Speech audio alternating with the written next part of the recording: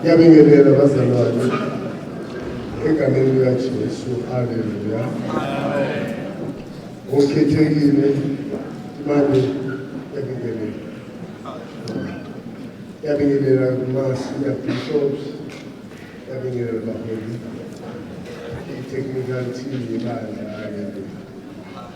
Ngiyabingelela insizwa ibandleni, intombi, omama. Haleluya. Ngiyafika kancane-ke engizokusho kukhona la eBhayibhelini. Sokulinda Genesis. Bazalwane ngizokhulumela i-offering. Hayi angizange nje ngizoshumayela. Ngizokhulumela i-offering. Kodwa kukhona engifuna ukukuveza bazalwane. Masizobheka la azofunda khona kwakuNtuli. iBhayibheli liveza ukusobala ukuthi uNkulunkulu mhla enza isivumelwano no-Abraham, it was not fashionable.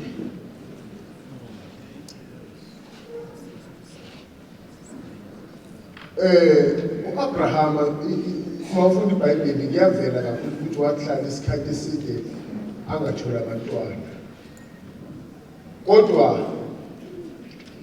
wadingeka ukuthi ayonikela ngomntwana owayemthole kungasanathemba.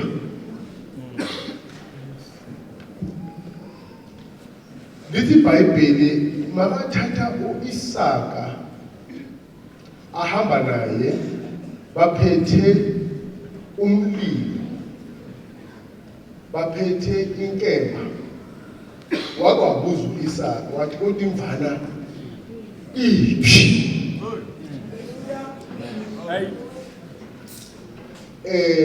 Uthize u-Ashmakaqala la wathi izithembiso zikababa uNkulunkulu zimula phakathi.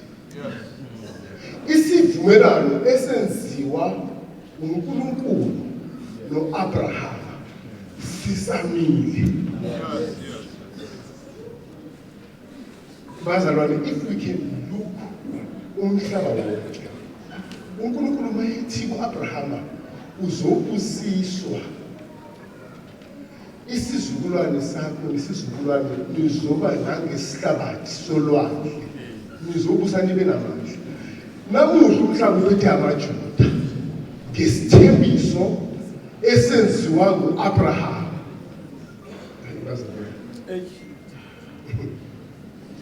Ngifuna ukuveza lokhu ukuthi umnikelo, it goes generations, it goes a long way. Ungawubheki umnikelo kwi-current position okuyo. It's not about you.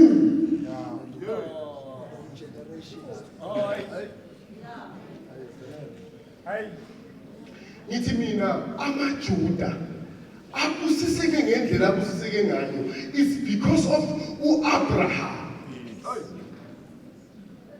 Yahamba lento ngoba izithembiso zikaNkulunkulu zimi ingunaphakade. Ngicela umfundele lesokisa.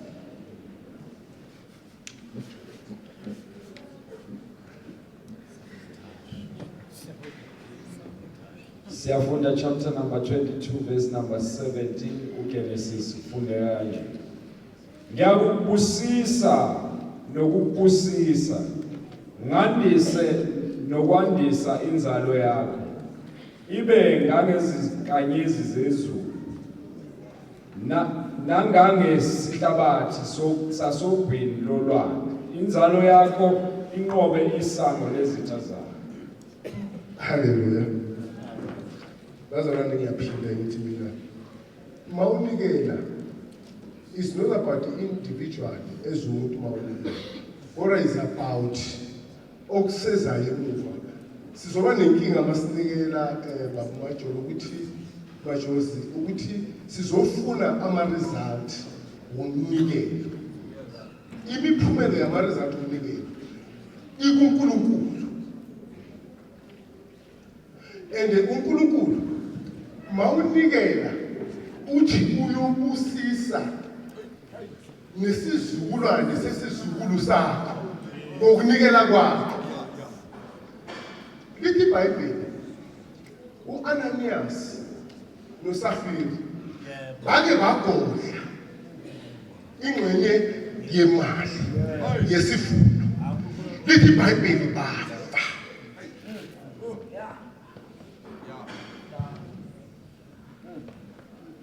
Bazalwane ke sesonikela ayigodlwa. Ukunikela is given. Lithi iBhayibheli uNkulunkulu wathanda izwe kangaka waze wanikela. Le nkonzo yokunikela yaqala ngoNkulunkulu ngokuthanda izwe waze wanikela. Bazalwane, ukunikela kuyinkonzo that is given to us. Kumele siyiphile inkonzo yokunikela. Bazalwane, inkonzo yokunikela kumele siyiphile. Akumelanga siyishumayele. Akusiyishumayelo, it's a lifestyle. Kumele uyiphile. Emalini uyiphethe akuyona imali yakho yonke, kukhona imali yokunikela.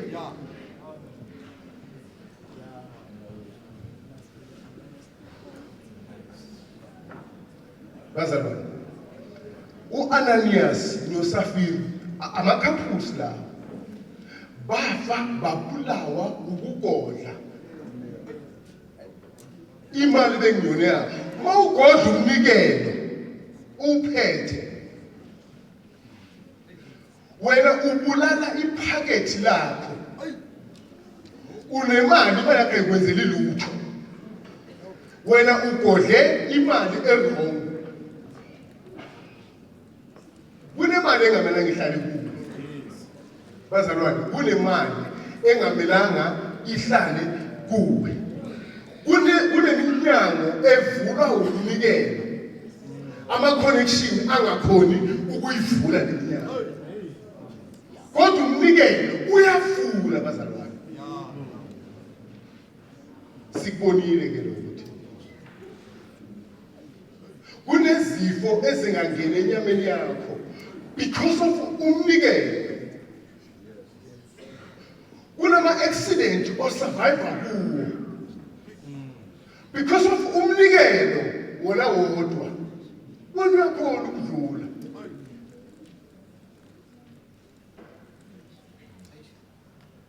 Bazalwane, sizonikela thina ukuthi asifuni ukufa, asifuni iphakethe lomnotho libulawa ukuthi sigodle nemali errong.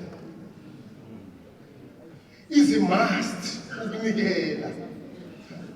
Lithi iBhayibheli kukhona owesifazane owanikela ngedibilishi eyalimaza umuzi waseZayoni ngokunikela ngamakhoyi. The understanding ukuthi no okuncane okuphethwe yanikela. No, isho the position owayekuyo, the worth of money ayenayo wanikela ngayo yonke. That means if they got 50,000, ubenikele nge-50,000 because that was the only coin I paid in her position. In a value, edlula imali enengi ungayikhipha emalini enengi. Amen. Hallelujah. Manje bazalwane, sizonikela nje. Sizonikela ukuthi thina abantwana bethu bangadizwe lethu siyalibona kanjani. Sizonikela ukuthi abantwana bethu bangadluli lathi nasidlule khona. Bangafa. Kodwa umnikelo wethu uzokwenza ukuthi kube lula bakhamba abantwana bethu sibahambisa endleleni kube lula ngomnikelo wethu. Ngoba iBhayibheli lithi uAbrahama wabusiseka isizalo sakhe silingane nenkanyezi nesihlaba solwandle is because of i-offering yaka Isaka. Asinikeleni for i-value yomnikelo bazalwane. Asinikeleni ukuthi uxokozele emakhaya wethu kungabi khona ngomnikelo sowenza manje. Akukwenza okuhlukile nje namuhla. siyazi kuningi nje obhekene nako kuningi but asize umnikelo okunye sikwenze kuyiphutha ukuthi mase sikwenzile lokhu msini kwelinye ilanga ke senze nama-testimony. I believe kunabazalwane emva komnikelo kuba khona okwenzekile. It's just abatholi ithuba lama-testimony lokubuyisa ama-testimony ukuthi emveni kokunikela ngoku-Friday odlule uNkulunkulu ungenzele umusa kwenzeke lokhu. And ama-testimony yila abantu baphila khona, yila babona khona the value of offering.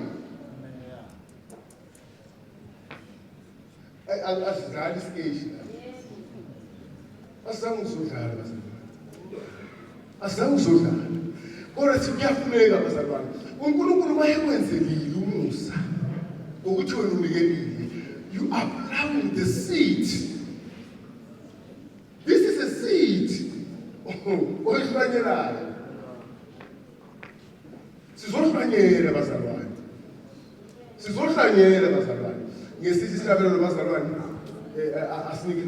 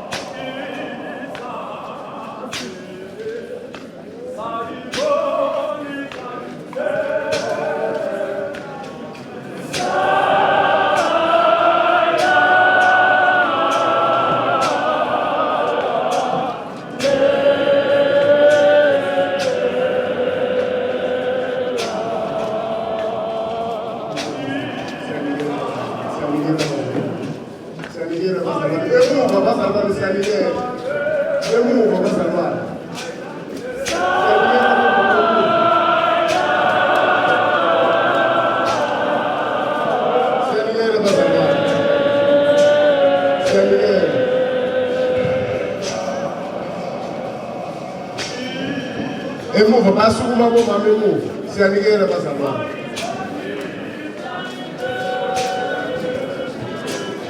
Sawa, abanikele lapha emuva. Abanikele lapha emuva. Uvuyamanje siyanikela bafowethu, siyanikela. Usizo. Yomzibane siyanikela. Siyanikela bazalwane. Asinikeleni bazalwane. Asinikeleni bazalwane. Asinikeleni bazalwane. Asinikeleni bazalwane. Asinikeleni bazalwane. Bazalwane, asinikeleni emuva. Siyanikela bazalwane.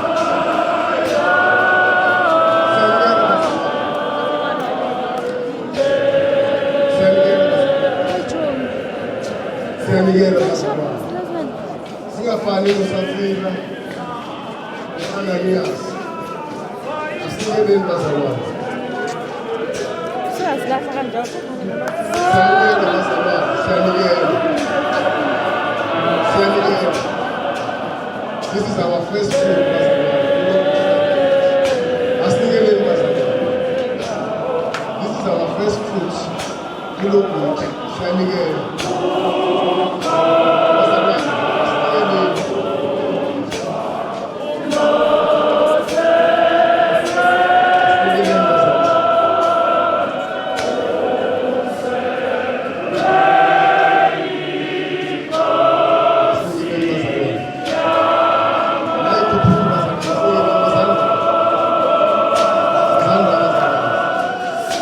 Siyalingena.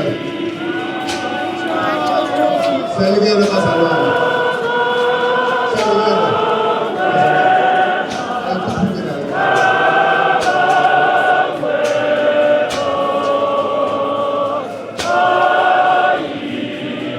Baseza bazalwane, baseza. Bavuleleni, baseza. Bavuleleni, baseza.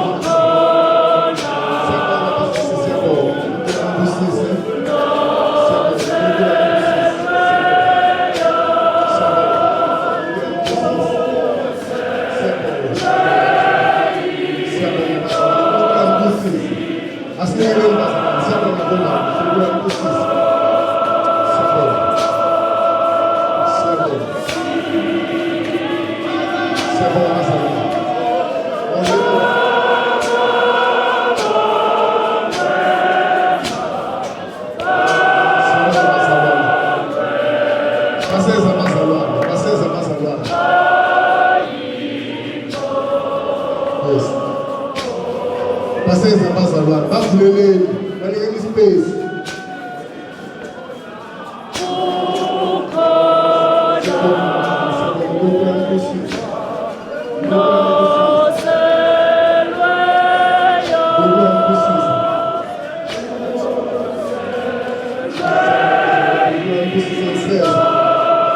Bavuleleni, abomama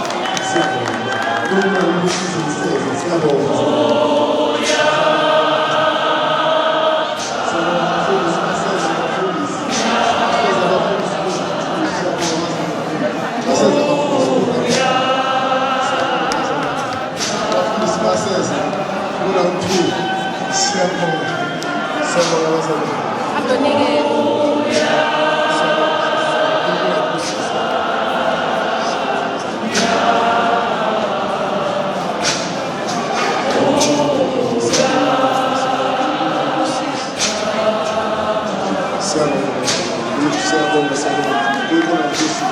Siyabonga abafundisi uNkulunkulu ambusise kusehla church. uNkulunkulu ambusise kusehla. Siyabonga bazalwane. uNkulunkulu ambusise kusehla. Siyabonga uNkulunkulu ambusise siyabonga.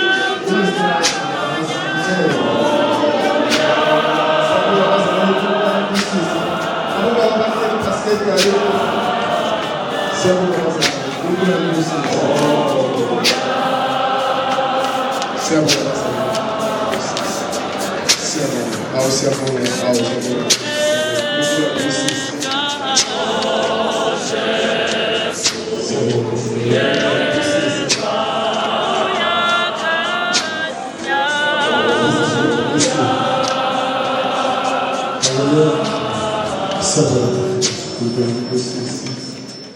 Epha namhlanje ngizocela ukupledger ukuthi le mali ngizopledger la iqale iproject yokufaka at least ama-aircon lapha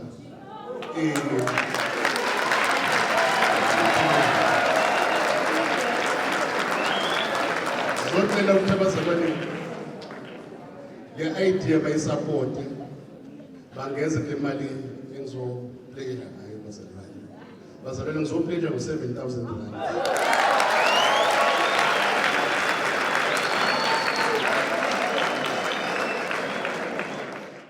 Bazalwane ngicela ukuphakamisa ukubonga ngicela ukuthandaza ungcwele Jehova Sebawothi amaserafim namakherubi azungeza isihlalo sakho ebabaza ubungcwele bakho.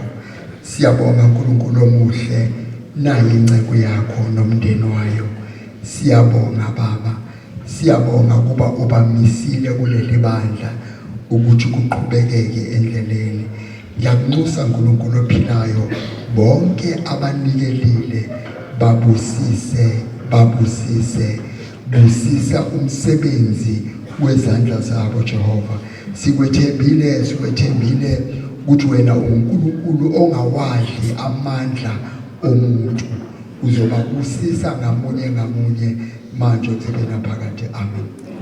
Bazalwane ngicela njena ukubonga umndeni wakaGwebu bazalwane. Ngicela ukusho ukuthi angikusho phambi kwebandla banginikile imali eningi yokuqhubeka endleleni. Bangisizile bazalwane emalini eningi yokuthi ngikwazi ukuqhubeka endleleni. Ngoba bekwenziwa umnikelo wama 10,000 rands bazalwane. Laba abaqoqa umnikelo they can testify ukuthi bengifaka malini, and imali ebengiyifaka ubaba uGwebu benomama bazalwane bebangixhasa bakude bazalwane. I remember at one stage they gave me the sum of 2,000 rands ukuthi ngenzele ichoir something because kwakuzoba ne rehearsal. Ngiphakamisa ukubonga bazalwane uma endlini kaJehova kuba khona ingceku ezisebenza kangaka. Nginomunye undodana futhi omunye bayamazi abomama Shongo uMehlo Njonjo is a businessman bazalwane. Indaba yama aircon wang approacher wathi babu Shongwe ebandleni ngicela ukuthi ustarte iprocess yokuthi kufakwe ama aircon. Bazalwane ngicela ukusho ukuthi uNkulunkulu sekakhulumile lama aircon asezoba khona bazalwane. Lama aircon ukudala ngifuna ukwafaka bengisaba abazalwane ukuthi ngibafune imali yama-aircon. Bazalwane, ngicela ukusho something that you might not be aware of. Ubaba uSithole uthi kimi the other day, Archbishop, you have got to work very hard and meet the expectations of abantwana obaphethe, because labantwana, if you don't meet ama expectations wabo, you might end up losing them. Now bazalwane, angisasabi umuntu indaba yama-aircon seyizofakwa bazalwane. Angisaceli kumuntu bazalwane, uNkulunkulu songinikeze 7,000. Umehlo Njonjo wathi umuntu omdala mawufuna ukufaka ama-aircon khuluma kimi, ngisebenza ngawo, I'll help you out ukuthi ufaka ama-aircon. Izayoni ezizoba nama-aircon bazalwane. Ngiyabonga. Siyabonga Mtimanza. Singena ke enkonzweni yema sharings and testimonies. Sengiyacabanga nje sekuthi nami umphathi wami ulele. Siyacela nje Mtimanza ukuyihlele nje lena yema 7 statements. Ikishayo nje bo oversee. One by one, so vulelwa ngegeneral oversee. Asivulele iGetsemane bazalwane. Singena kuma sharings and testimonies. Ngicela laba bazalwane labalandzelako bazalwane. After nje sikhulume then uyasukuma nawe. Kuna Mr. Amos Dlamini, kube ngPastor Buthelezi, kube ngPastor Makhubu, kube ngBishop Hlatshwayo, kube ngPastor Ndlovu, kube ngPastor Masiti, and kugcine Bishop Nkosi. Ngicela ukuthi every after the second speaker sesingalishaya iqulo, every after the second speaker.